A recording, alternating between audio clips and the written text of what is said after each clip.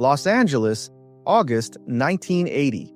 The light hit different that summer, all gold edges and long shadows, like the city was trying to pretend nothing bad ever really happened here.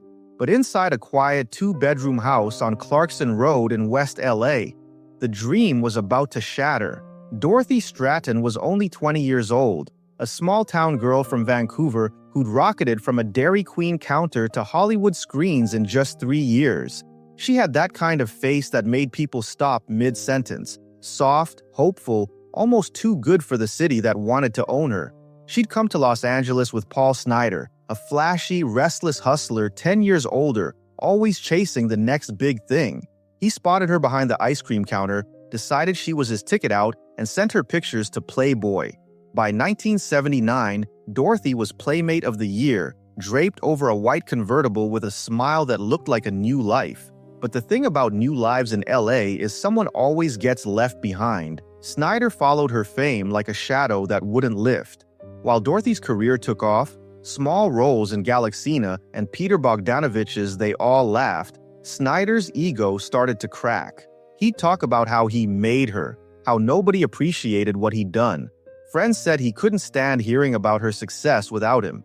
By mid-1980, Dorothy had quietly separated, moved into her own apartment, and started a new relationship with Bogdanovich. She told friends she was filing for divorce. Snider told himself she was just confused. On August 13, 1980, Snider answered a local classified ad and bought a used 12-gauge pump-action shotgun from a private seller, telling him he needed protection. He hid it in the house they once shared on Clarkson Road, the place he still rented, still called home even after she left. The next day, August 14th, Dorothy agreed to meet him there, partly to discuss money and finalize details of the separation. Around noon, she arrived, driving herself. Neighbors saw her walk through the front door. She never came out. What happened next lasted minutes. Police later said Snider assaulted her, then shot her once in the face before ending things. The noise didn't draw attention. Clarkson was a quiet street. The roommates who lived there were gone for the day. The house stayed silent for hours. The front door closed, the mail undisturbed. By that evening, Snider's private investigator, who'd been hired to keep an eye on him, called the roommates, worried he couldn't reach either of them. When they got home and unlocked the bedroom door, they found both bodies. The shotgun lay under Snider's body. The wall behind them was scarred from the blasts. The police arrived fast. The scene was clinical and horrific all at once. Personal photos on the dresser, Dorothy's belongings half-packed, signs of a struggle. Detectives said Snider had planned it meticulously. The gun purchase, the timing, even the locked door from inside. By midnight, the news had reached Playboy Mansion. Hugh Hefner called it the most tragic event in the magazine's history.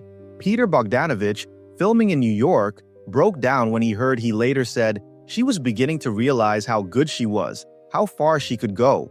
The press devoured the story. "Playmate slain," the headline screamed, but behind the shock, the story was simple. A young woman wanted to move on, and a man decided if he couldn't have her, no one would. But what lingered wasn't just the violence, it was what it revealed about Hollywood's machinery. The same city that celebrated Dorothy's beauty had also made her easy to possess, easy to exploit, and in the end, easy to lose. When the coroner's report came out, the details were as cold as numbers. 2 deaths, 2 gunshots, 1 afternoon. No mystery left to solve, only the kind of ache that hangs in the air long after police tape comes down. A week later, hundreds of people filled a church in Vancouver for her funeral. Bogdanovich sat in the front pew, silent, broken. In interviews years later, he said fame didn't kill her, control did. He blamed the culture around her, the way men saw her as an accessory to their dreams. The house on Clarkson Road stayed empty for months. The landlord repainted, replaced the carpet, tried to rent it under a new listing that didn't mention anything about the murder, but neighbors knew. They said people moved in, then moved out again. Too heavy, too quiet.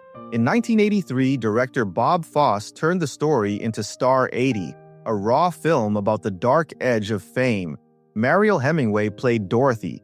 Eric Roberts played Snider, and the movie ended exactly how real life did.